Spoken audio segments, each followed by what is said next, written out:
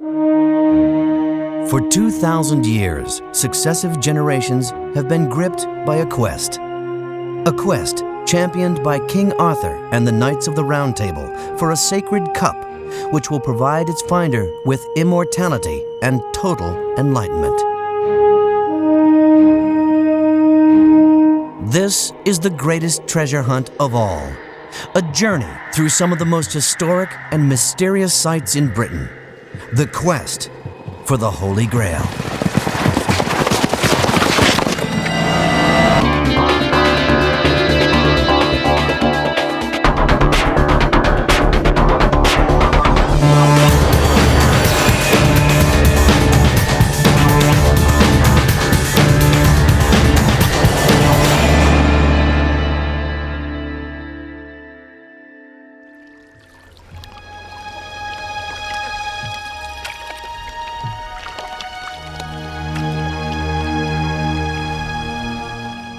The search for the Holy Grail has taken questers around the world.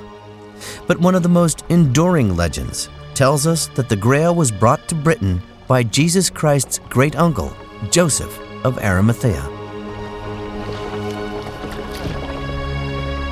When Jesus was dying on the cross, Joseph held a bowl to his side, collecting the blood of Christ.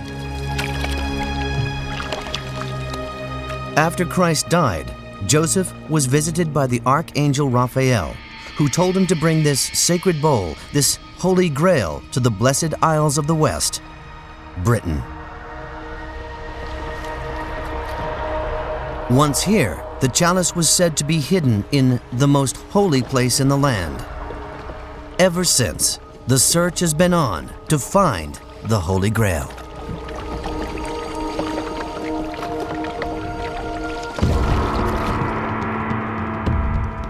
The story is shrouded in the mists of legend, and the quest continues to this day, weaving a spectacular path across some of the most dramatic and mysterious sites in Britain.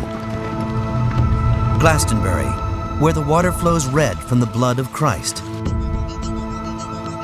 Tintagel, birthplace of King Arthur and home to Merlin.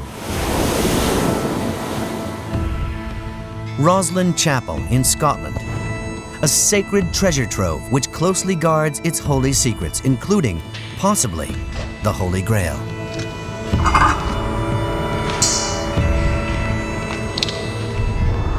There is no written evidence about the Holy Grail. We must rely on stories passed from generation to generation. So what do these legends tell us about the sacred cup? Some say the Grail is a magnificent, jewel-encrusted goblet. Others that it's a simple wooden bowl, more fitting for a carpenter. It could be the bowl that collected the blood of Christ, or the cup that Christ drank from at the Last Supper.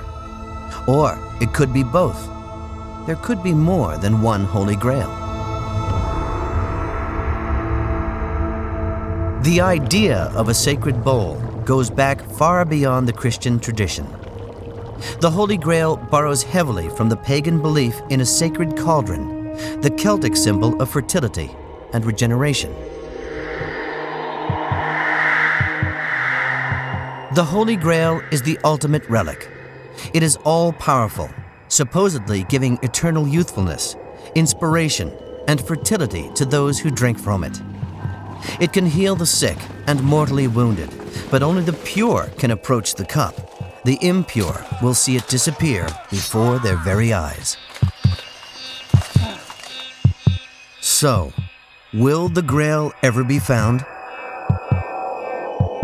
Could this wooden bowl, kept at a secret location in England, be the Holy Grail? Or does the truth lie not in a physical object, but in the quest itself?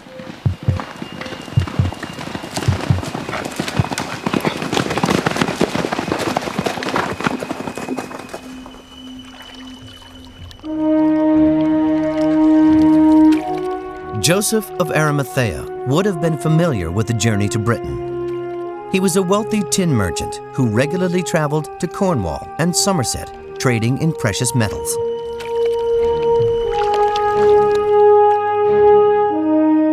Shortly after Christ's death, Joseph left Jerusalem and made one final journey, following the tin trade route, arriving in Cornwall in AD 37.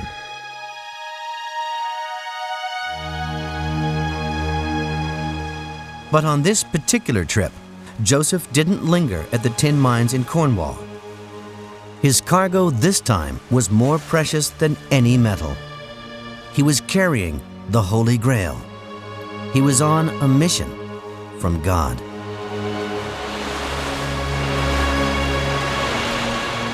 Joseph was heading for Glastonbury, near Bath, the glass isle he had been sent to find by Archangel Raphael.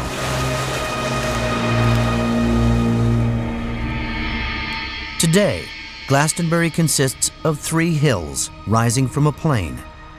But when Joseph arrived here, the plains were flooded and Glastonbury was an island, the Isle of Avalon.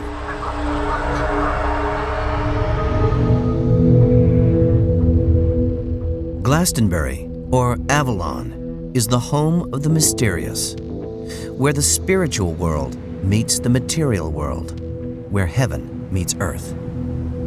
And although there is no direct evidence, it is widely held to be the place where Joseph hid the Holy Grail.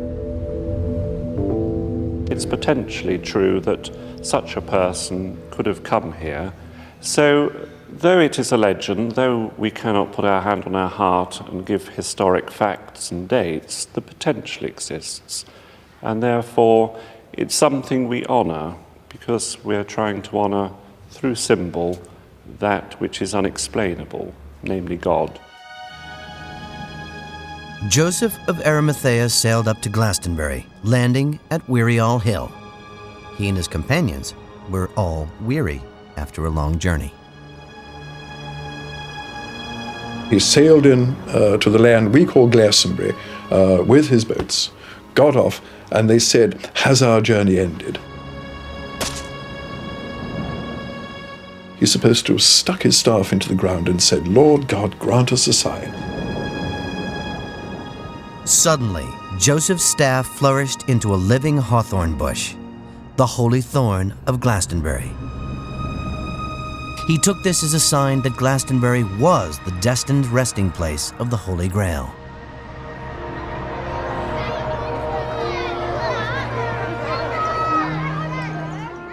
The Glastonbury thorn thrives to this day, and unlike any other thorn bush in the country, it flowers every Christmas and Easter. Each December, a flowering branch of the tree is cut off and sent to the Queen. Our ancestors did send the first cutting to the monarch to grace their Christmas table, and so did remind them of the King of Kings.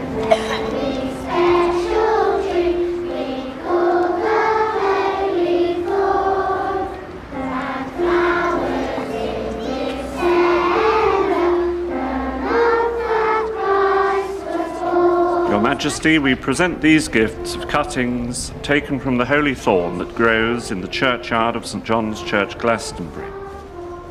This gift comes with our gratitude, love, loyalty and prayers, and in anticipation of the celebrations surrounding your Golden Jubilee. I remain your faithful servant, yours sincerely, Father Graham Witts. Of course, there's no need to put a stamp on this parcel. It's going by Royal Mail, the Queen's postal service. And if you post something to the Queen, you don't need a stamp.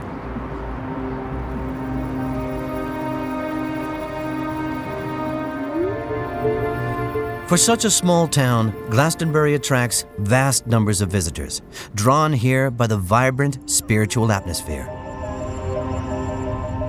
Welcome to Glastonbury, everybody, the ancient sacred Isle of Avalon. Jamie George runs a guided tour around some of the most spiritually important sites in Glastonbury: Weary All Hill, Chalice Well, and Glastonbury Abbey, the heart of Avalon. Avalon comes from the Celtic demigod Avala, and Avalon is a place where can be found the elixir of life within the Holy Grail, if you wish, and it is also where the fountain of youth can be attained. In this valley between the Tor and the surrounding landscape, we are in the Isle of Avalon. Many visitors to Glastonbury are on a quest of their own, looking for important landmarks associated with King Arthur and the Holy Grail. So here is the cross which was established here during the reign of our present Queen, and on the side of it is a lovely little statement which says, "Here lies a Christian sanctuary so ancient that only legend can record its origin." Isn't that great? And of course this was the site of the first wattle and daub church, wattle being brushwood and daub being mud, that Joseph built with his companions in AD 37. Down through the ages, people have been looking for the Grail as both a physical cup and as a symbol of spiritual enlightenment. And so when people do come here, they're searching for meaning in their lives, and they're searching for the Grail within, if you will. The physical cup remains elusive, but there is a place in Glastonbury where a spring runs red. Red, according to legend, with the blood of Christ.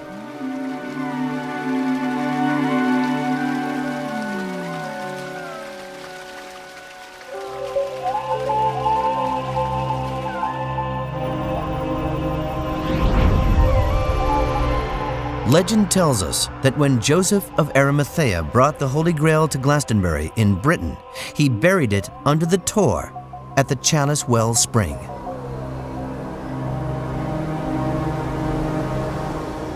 Could the Grail still be there today? Maybe one of the 500,000 tourists who visit Glastonbury each year will find it.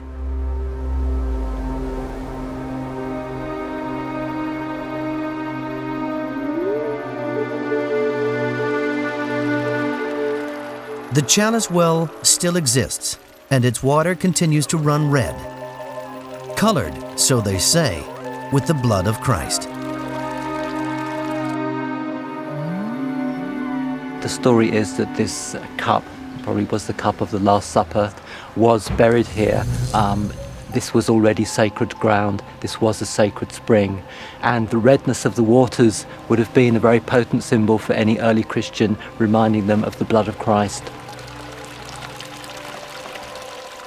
The most likely explanation for the red color is the iron deposits in the water.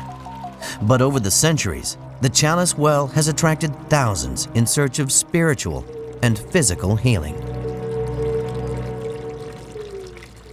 People like to drink the water. They like to see the well, listen to the water bubbling up, take the water at the Lion's Head, sit in the little shelters to picnic. Perhaps some people just come to pray or meditate.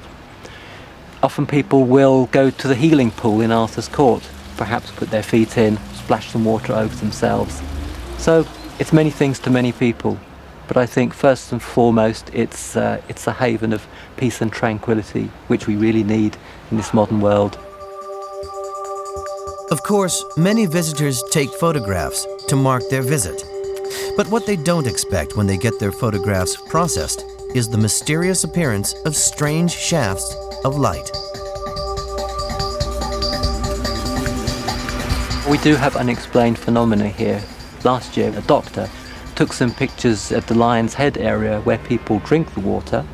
All the photographs were normal except for one, which showed a very particular curved beam of light. We examined the photograph. It certainly was not a normal occurrence of light leaping into the camera.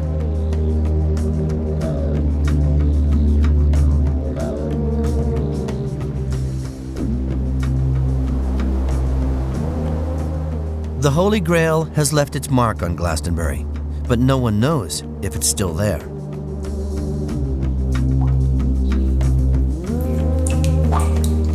In the 12th century, 30 monks from the abbey descended into the ancient tunnels that run underneath Glastonbury in search of the Grail.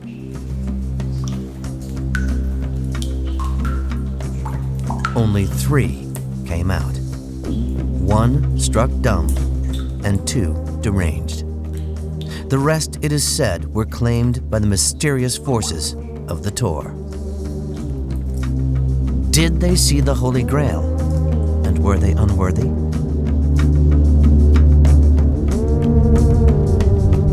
No one ever followed these monks into the labyrinth under Glastonbury, and the tunnels have long since been sealed as the surface soil has slipped down the sides of the Tor.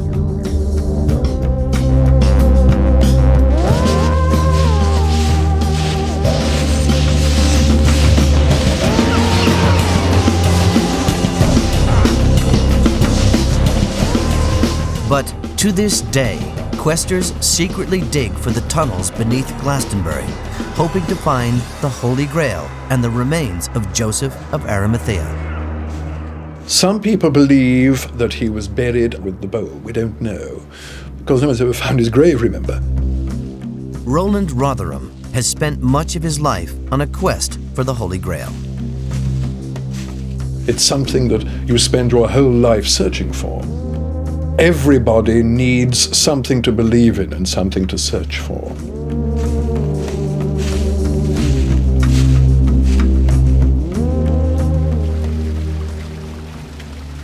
For centuries, people have assumed that Joseph of Arimathea buried the Grail at the red spring of the Chalice well. But nearby, there is another spring where the water flows white.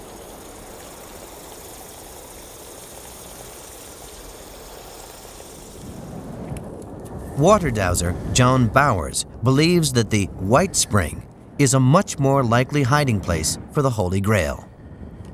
He's tracing the underground route of the water which feeds the White Spring and looking for caves where Joseph might have hidden the Holy Grail. Dowsing is an ancient technique for detecting water underground. Running water causes disturbances in the Earth's electromagnetic field. These disturbances trigger small spasms in the dowser's muscles, which are amplified using the rods. Dowsing may not be regarded as credible by some scientists, but for many, it remains an effective technique that anyone can learn. Sacred sites tend to be centered around water, and it could be the electromagnetic vibrations which attracted pagan settlers in the first place. There's no doubt in my mind that this place is a major sacred place. It probably predates Christianity by thousands of years. You know, this was a pagan holy site thousands of years ago. Don't worry about me. I'm just dowsing. So it wouldn't surprise me that when Christianity came over here, it would choose this place rather than most others to, if you like, superimpose Christianity on top of the pagan religion. The water which is underneath Glastonbury Tor here is the water which feeds the White Spring, which is a calcium containing water supply, and that must have come from a chalk area. Right, I'm standing on it. I'm on the waterline now, and coming from that direction, going that way. When you have water going through chalk or limestone areas, you have caves. Yeah, it seems to be forking out, heading that way. So it wouldn't surprise me if there weren't caves underneath here. In fact, I would expect it. Right, well, let's have a go, see how deep it is. It's about 30-something feet, 30, 35 feet that way. Long way to dig. The Holy Grail could still be at the bottom of Glastonbury Tor, buried in a cave. But according to one legend, the Grail was stolen from its hiding place at Glastonbury and taken to the mystical castle of the Fisher King, so sending King Arthur's Knights of the Round Table on a great quest for the Holy Grail.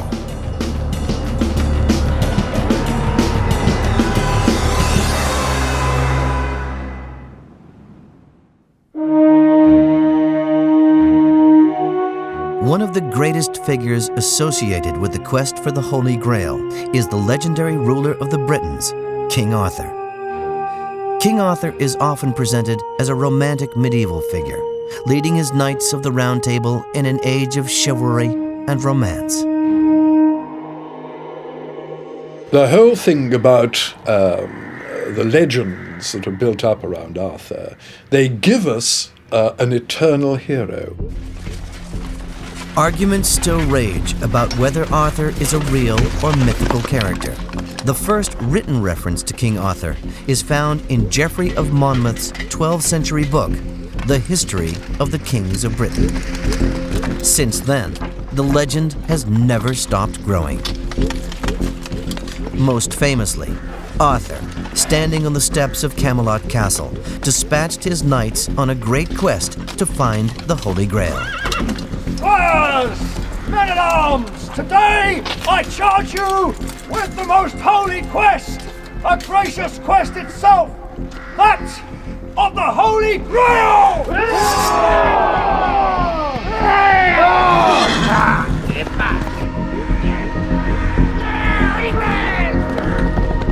But the real Arthur, the man who started all the legends, comes from the 5th century, a time with no written history, the Dark Ages.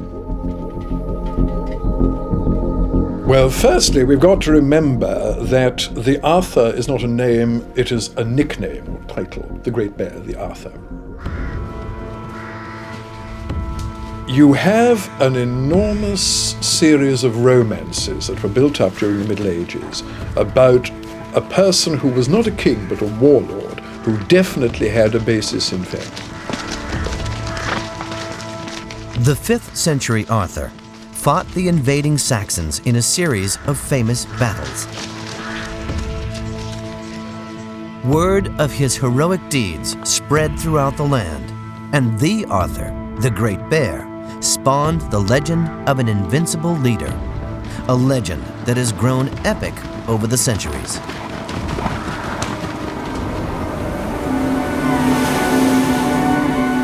Jutting out from the ragged cliffs on the north coast of Cornwall is the beautiful and mysterious castle of Tintagel.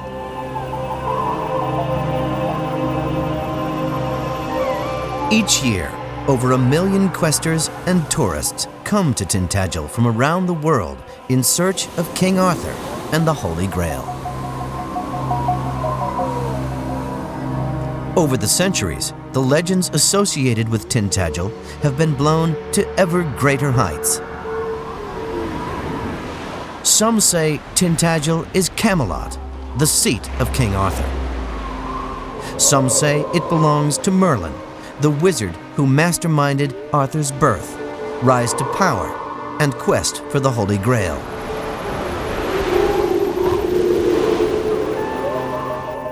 The mysterious cave running right underneath Tintagel is said to be Merlin's cave.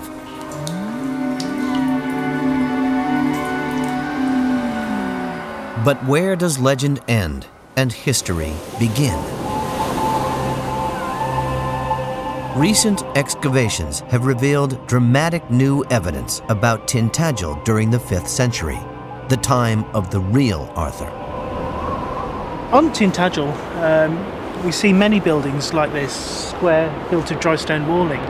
Although most of the upper work that you see above ground was actually rebuilt in the 1950s, they are actually sitting on genuine foundations of 5th and 6th century buildings. Although less than a quarter of Tintagel has been excavated, incredible amounts of Mediterranean pottery have already been found. It's produced nearly 8,000 sherds of this pottery, which is more than the rest of Western Europe put together. It certainly does show that the person who was living here was certainly of very high status indeed. Could there be some basis for the legend placing Arthur at Tintagel? Is this high-status person the one and only Arthur? In 1998, in this corner of the castle, a 5th century drain cover was unearthed, which bore an inscription that could change legend into history. It was absolutely incredible. Basically, this is the first time ever in Britain that an inscribed stone has been found from a Dark Age citadel or fortress, so it is really an incredible feeling just to see this. What it consisted of, just a square cut into the bedrock, onto which slabs of slate had been laid, and it was on one of those slabs of slate that we actually found the inscription, the Colliavi Fecit Artognu stone. The inscription translates as "Art Nu made this." Is this the clue that historians, writers, and Grail hunters have been searching for? Is Art Nu Arthur? Could this be the home of the Arthur, the Great Bear, fearless warlord, bugbear of the Saxons? Whatever the truth behind the Art Nu stone, it has added greatly to the legend. Who knows what treasures and what answers still lie buried beneath the weather-beaten cliffs of Tintagel.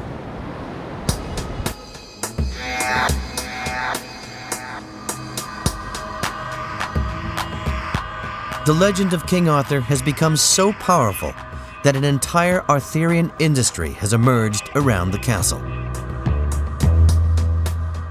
One of the most remarkable monuments to the Knights of the Round Table is King Arthur's Great Halls in Tintagel village.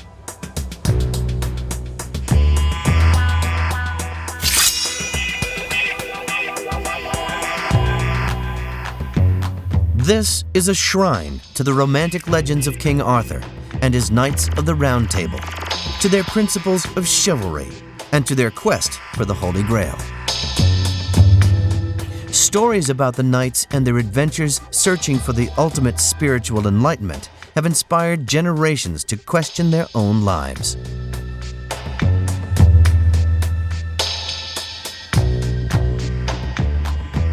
Well, it's a very stirring story about the quest for the Holy Grail. And if you take it as a straight adventure story, it's very exciting. But it's also a mirror of the quest for perfection that human beings tend to strive towards. And so in many ways, it's not a quest for a physical object, but a quest for a better way of life and ultimately a perfect way of life.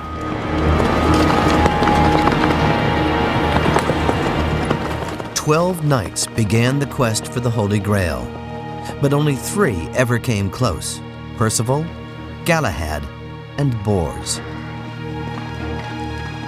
They faced many dangers and fought many battles.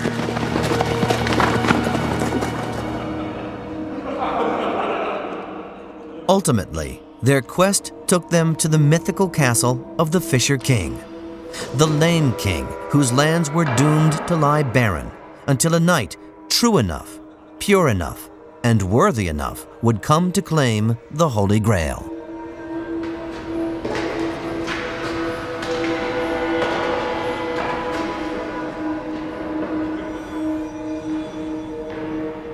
When a knight actually attains the Grail, he is first of all shown the cup itself. It is supposed to appear before him as a physical object.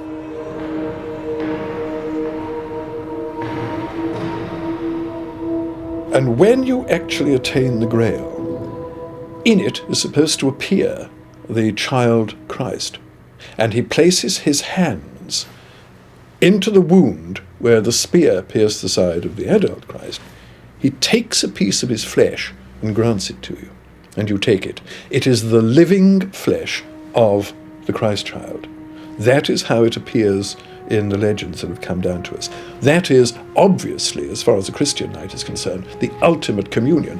That's why you have the knights Percival and Galahad attaining the Grail and dying in ecstasy at that precise moment after they have taken the ultimate communion. Because after all, once you've had that, what else is there left?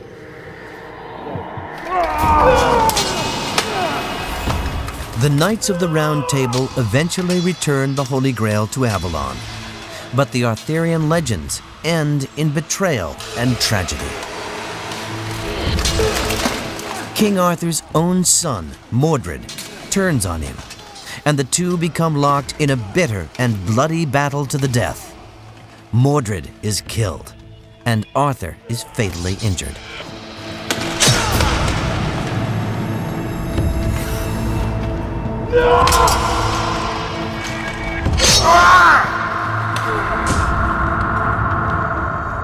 He is carried to Avalon, where it is said he can live on through the power of the Holy Grail.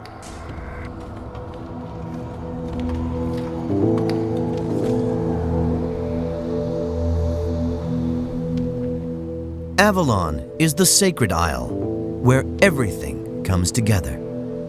It is the place of regeneration, where even nature is reborn.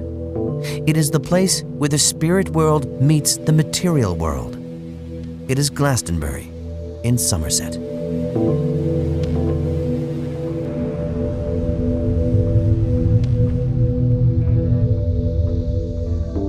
Back at Glastonbury Abbey, Jamie George's tour is reaching a highlight, the shores of Avalon, where in 1190, a party of monks discovered a grave with the inscription, "Here lies Arthur in the Isle of Avalon." The tomb has long since disappeared, but the legend remains. King Arthur lies asleep in Avalon, waiting to come again and lead the British people in their hour of greatest need.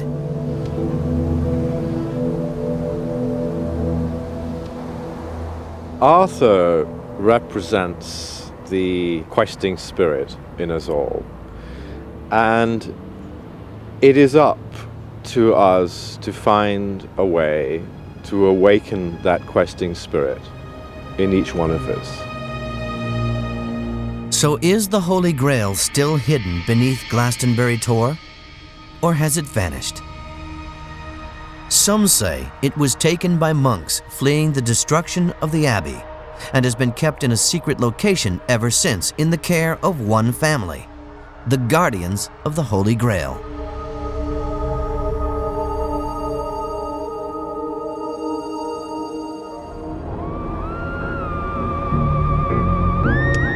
As our quest continues, we are being taken to a secret location in the middle of Britain to see the Nantaeus Cup, a cup which many believe to be the Holy Grail.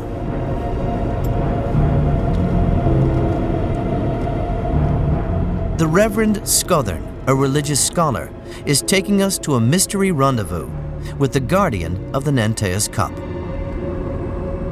Reverend Scothern first tracked down the cup 15 years ago. I had a very early morning encounter, and a voice said to me, "You will find the Holy Chalice." And I dismissed it at first, till I heard it a second time. And I sat up in bed, and lo and behold, I heard it a third time. And by then, it was a mixture of emotional excitement and questions and queries. And a call came at 6:30 from a friend of mine, and he said to me, "Have you heard of the Nantaeus Cup? Have you heard of the Chalice?" And I could not believe that a subject was being brought up within, a couple of hours after this voice.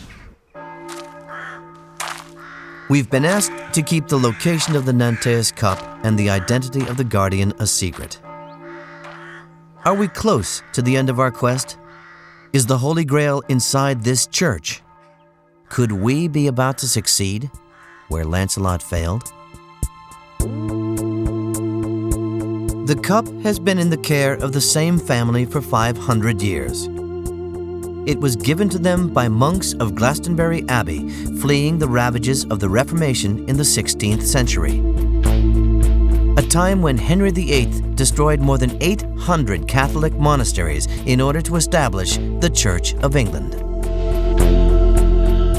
Some of the monks of Glastonbury escaped, and after a series of adventures, they went to the family at Nantaeus in Wales, and there they handed over this wooden bowl. All they said was, "Guard this, it is our greatest treasure." That's all they said. They said nothing else. They made no mention of the Grail, no mention of Joseph of Arimathea, nothing whatsoever. But then again, if you look at it, that's hardly surprising. Because if you were in possession of the Grail, would you admit it? The Nantea's Cup. It is held by many to be the Holy Grail, the original olive wood vessel used to collect the blood of Christ. The present guardian of the Nantea's Cup is the last in the family line. She has no doubt as to the authenticity and power of the cup, and has only agreed to be filmed on condition that we don't reveal her identity. You can't look at it except with reverence. It gives you a very moving experience. And I've noticed some people, when they look at it first, they can't stop crying. It seems to have all the sadness that's in the world in the cup.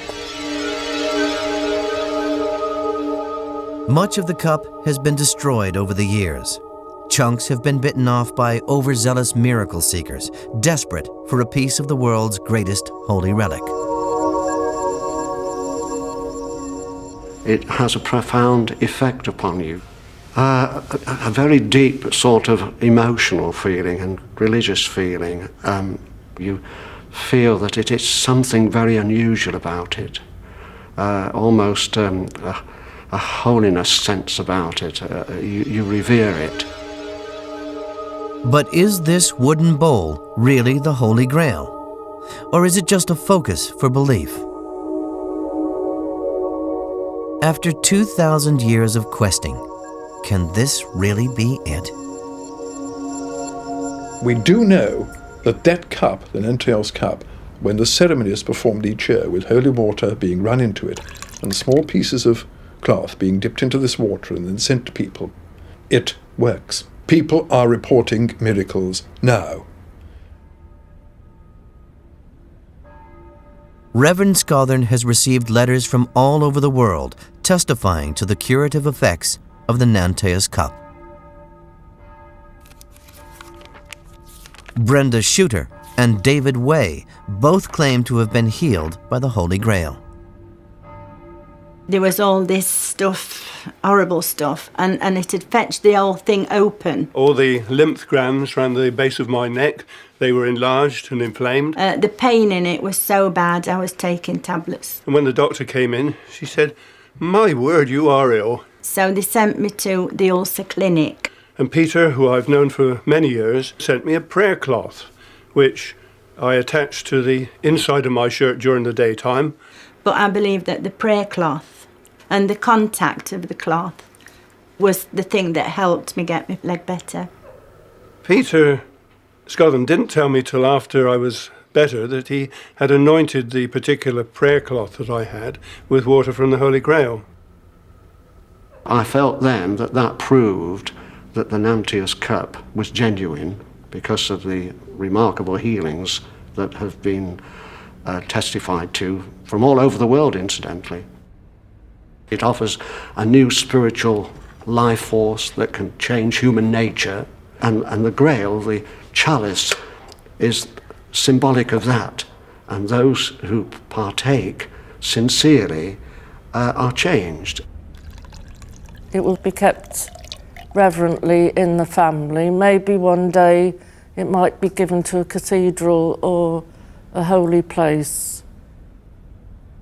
Many, many people believe that the remains of that wooden bowl are the bowl of the Arimathean. But if the Nantea's Cup is the Holy Grail, is it the cup which was used at the Last Supper, or the cup which collected the blood on the cross? Both have been touched by Christ.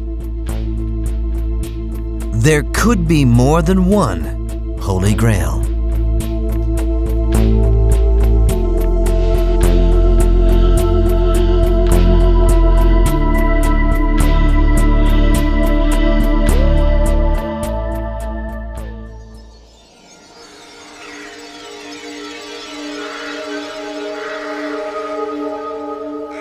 Rosslyn Glen in Scotland is said to be closer to heaven and hell than any other place.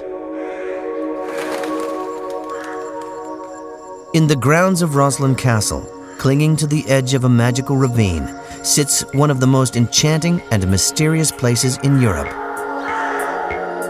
Rosslyn Chapel.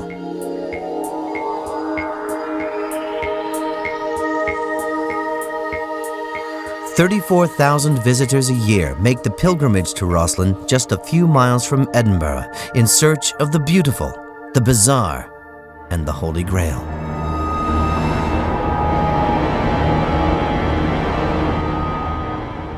Rosslyn Chapel has been described as being the repository of everything from the Ark of the Covenant to the mummified head of Christ.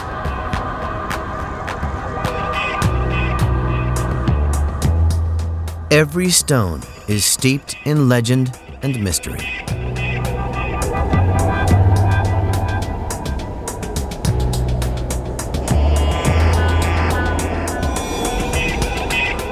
Rosslyn Chapel is all things to all people. The secret messages in the carvings speak to pagans, Christians, Freemasons, and treasure hunters. But the most enduring legend is that it could be the resting place of the Holy Grail. There are elements here which have led people to believe that the Grail may be here. That's a very old tradition. All the signs point here, to the apprentice pillar. Symbols surrounding the pillar, including Joseph of Arimathea holding the Grail, and the cross carved with the shape of the Grail, have led scholars to believe that the chalice must be hidden inside the pillar. The stories about the Holy Grail are so inexplicably intertwined that it is very hard to separate history over here and myth over there. But the idea that there is something here is an enduring, persistent truth. Metal detectors have shown an object, the right size, to be inside. But the Earl of Rosslyn has repeatedly refused to allow an X-ray machine to finally discover the truth within the apprentice pillar. His motto is conservation and preservation, not excavation. For the moment, the apprentice pillar must remain a mystery. But even if the Holy Grail isn't in the pillar, there are those who say it can't be far away. It's said that where the Grail is hidden, the waters of the river are stained red with the blood of Christ till doomsday. And of course the word Rosslyn means that, it means red waters.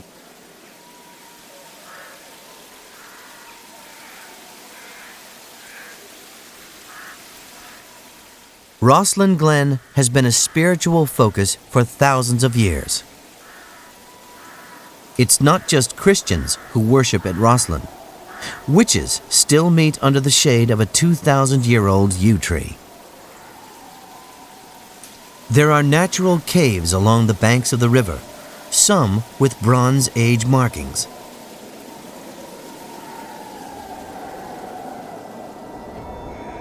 There is a network of tunnels under the castle, and no one knows how many catacombs beneath the chapel. One entrance is still visible. According to legend, treasure hunters sent a piper and his dog down this tunnel to explore the labyrinth. They could hear the music as the piper moved beneath them. He traveled for a mile, and then the piping stopped.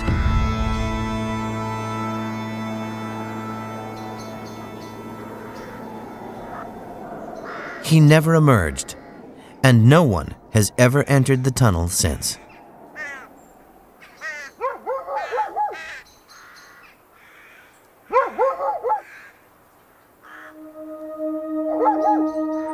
Nobody knows what's under the chapel. There's the stories of what's under the chapel which go back to the 17th century. stories of a crypt under the chapel in which the Sinclair Knights are laid out in full armour. But no one, to my knowledge, has ever been or seen what is under the chapel at Rosslyn. There are secret organizations who frequent the chapel and who are rumored to know what lies beneath. They will neither refute nor claim to possess that vessel in any particular part of the chapel. Can you blame them if they have got it? Because do you want to be known as an organization that has this incredibly powerful relic in your possession? Just think of what could be the possible outcome of large organizations knowing of the existence and whereabouts of such an incredibly powerful relic.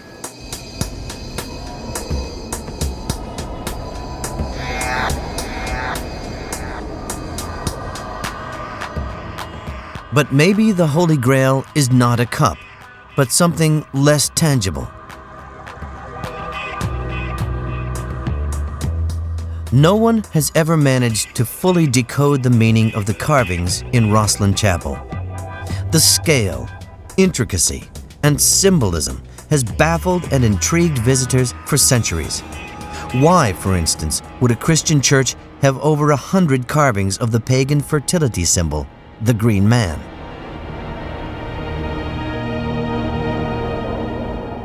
The symbolism is ultimately about humanity's bond with nature and the cycle of birth, growth, decay, and death.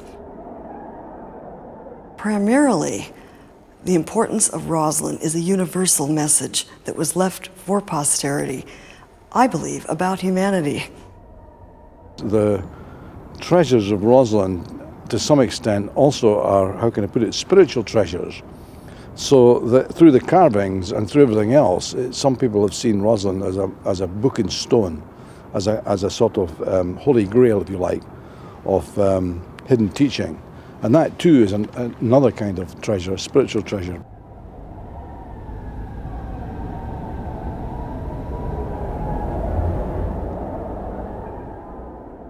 It may be that one day Rosslyn Chapel will be excavated, the truth laid bare, and the secrets revealed. But this may solve nothing. It could be that for the human spirit, the question is more important than the answer.